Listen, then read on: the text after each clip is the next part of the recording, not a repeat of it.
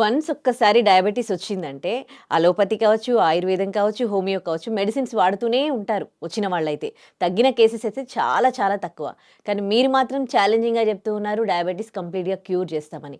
అదెట్లా సాధ్యం? ఇప్పుడు మనకి షుగర్ అనేది మనకి ఈ జీవన విధానంలో వచ్చే మార్పులు అనేది మనకు అందరికీ తెలిసిన విషయమే. ఆ మూలాల నుంచే మేము వస్తున్నాం. అంటే ఎక్కడి నుంచి షుగర్ వస్తుంది? ఏ లోపాలు జరిగితే వస్తుందనేది ఆ ఒక ట్రయాంగిల్ ప్యాకేజ్ అనేది తీసుకొచ్చి ఆ మూలాల నుంచే మేము ట్రై చేస్తున్నాం ఇంకా.